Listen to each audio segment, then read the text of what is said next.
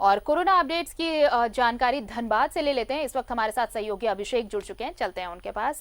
अभिषेक, कल जो 22 मामले सामने आए उसमें देखिए ज्यादातर मामले जो हैं वो प्रवासी हैं, जो बाहर से लौटे हैं उनमें संक्रमण पाया गया है। तो एक बार फिर से ये साफ हो गया है कि जो लोग बाहर से आ रहे हैं संक्रमण उनसे फैल रहा है। तो ऐसे में लोगों को ये अब बताना भी जरूरी है कि जो बसों के जरिए जो प्रशासन के नजर में नहीं आ पाए हैं, जो ऐसे ही पहुंच चुके हैं, उन्हें अपनी ट्रैवल हिस्ट्री प्रशासन के सामने देनी चाहिए, बतानी चाहिए, या फिर जिन्हें पता हो किसी और के बारे में उन्हें सामने आना चाहिए ताकि इस खतरे से बचा जा सके।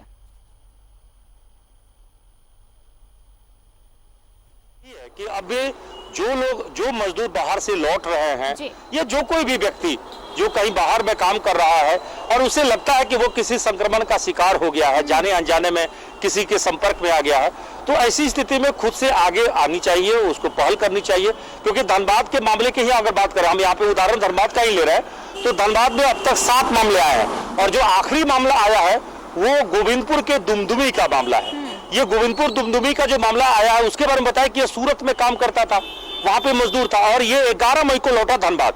आप अंदाजा करिए कि ये धनबाद स्टेशन से, रेलवे स्टेशन से उतरकर यहाँ पे इसकी जो टेस्ट हुई थी थर्मो जांच, उसमें पता नहीं चल पाया। क्योंकि तापमान में आजकल बहुत सारे लोग ऐसे हैं जिनके तापमान आपको बढ़ा हुआ नहीं मिलेगा, कई बार ऐसा मिलेगा आपको बुखार भी नहीं मिलेगा।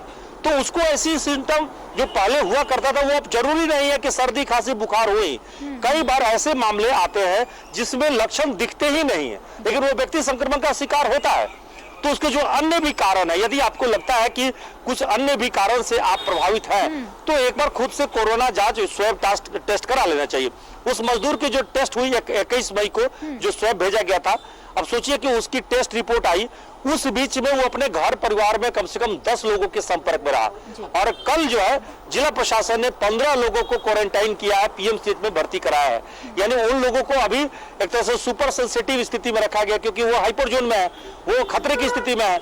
तो सोचिए अगर वो किसी तरह से, चूंकि होम क्वारंटाइन में पहले से रह रहा था, अगर वो किसी जगह पे मूव किया होगा, कहीं बाजार चला गया होता या कहीं ऐसे जगह चला गया होता, तो कितने लोगों को ये रोग या कितने लोगों को ये कोरोना बांट देता। तो यही खतरा है इस वक्त में कि बाजार और दुकान में धीरे धीरे भीड़ बढ़ती जा रही है, मार्केट भी धीरे धीरे खुलने की स्थिति में आने लगे हैं। आज नहीं तो कल सभी मार्केट भी खुल जाएंगे। तो सोचिए जरा कि जब लोग आ रहे हैं तो ऐसी स्थिति में विस्फोटक होने का जो खतरा है वो बढ़, हालांकि अभी भी बिहार की तुलना में झारखंड की स्थिति बेहतर है, लेकिन ये बेहतर कब तक है ये कहना मुश्किल है। तो ऐसी हालात में आरती अब एक ही चीज बच गया है। कल भी जब डॉक्टरों का डिस्कशन न्यूज 11 भारत पे ही चल रहा था, तो सभी डॉक्टरों ने एक सुर में यही कहा कि कोरोना के साथ हमें जीना तो सीखना होगा ही, लेकिन साथ साथ एहतियात बरतना होगा। अब दूसरा कोई चारा नहीं बच गया है। तो सोशल डिस्टेंस का पालन का मतलब यही है कि हम एक दूसरे से जो फिजिकली दूरी है वो मेंटेन रखें, बरकरार रखें, सैनिटाइज अपने आप को होते रहें, हाथ धोते रहें, कहीं जाए तो सतर्क रहें, क्योंकि इतनी जल्दी ये बीमारी, इतनी जल्दी ये संक्रमण का खतरा जाने वाली नहीं है। और हमें व्यापार, अपनी रोजी रोटी भी करनी है, ये जरूरी है, क्योंकि अर्थव्यवस्था भी हमारी पटरी से फिसलती जा रही है। राज्य हो, देश हो, सभी जगह पे ये परेशानी बढ़ती जा रही है। तो अब हालात है कि आरती अब हम सभी को सतर्क रहने की जरूरत है। जो प्रवासी मजदूर आ रहे हैं अब खुद से, चूंकि देखिए कल का जो टेस्ट रिपोर्ट है वो बहुत अच्छी स्थिति नहीं है। धनबाद में कल पीएमसीएच में जहां 400, 300, 350 जांच हुआ करता था, कल मात्र 268 रिपोर्ट जो है आए हैं। और उसमें भी पीएमसीएच के 58, सदर अस्पताल के 45, साहेबगंज के 87, दुमका के 47, बोकारो के 21 और चतरा के 1। आप जानते हैं कि जो हमारे टेक्निकल जो है सहयोगी पीएमसीएच में, वो कल जुम्मे के नमाज के बाद वो छुट्टी पे गए और नतीजा हुआ कि एक टेक्नीशियन के नहीं रहने से पूरी रिपोर्ट जो है, जो ज्यादा से संख्या में आनी चाहिए वो नहीं आ पाई और मात्र इतने जिलों की ही जांच हो पाई।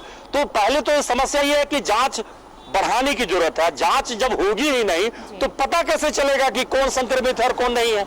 एक तो पहला खतरा यह है कि संख्या इसकी बढ़ाने की जरूरत है। अभी हमारे पास 3 मशीन है और उस पर 400 जांच होती है, उसमें भी 7-8 जिलों का भार धनबाद पीएमसीएच में। तो पहले तो अलग अलग जगहों पर जांच की सुविधा बढ़ानी होगी, एक तो ये उपाय करना होगा। दूसरा, खुद से लोगों को पहल करनी होगी कि आगे आए और बताए कि हाँ हम कहीं संक्रमण का शिकार है और हमें खतरा महसूस हो रहा है या हमें सर्दी खांसी का कोई लक्षण है, तो छुपाए नहीं, बताए।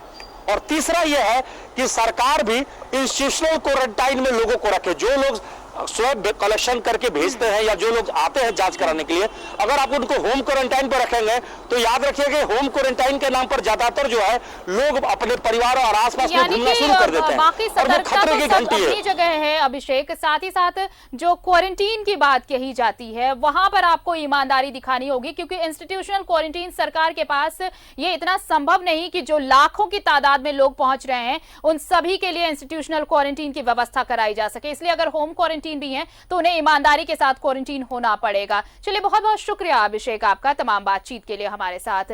तो देखिए कैसे मामले बढ़ते जा रहे हैं, लेकिन कुछ जो गाइडलाइंस है उसे फॉलो करना बहुत जरूरी है, क्योंकि बचाव ही अगर इससे बचना है कोरोना से तो सिर्फ और सिर्फ जागरूकता ही इसका एक उपाय है और एहतियात बरतिए और संक्रमण से बचिए।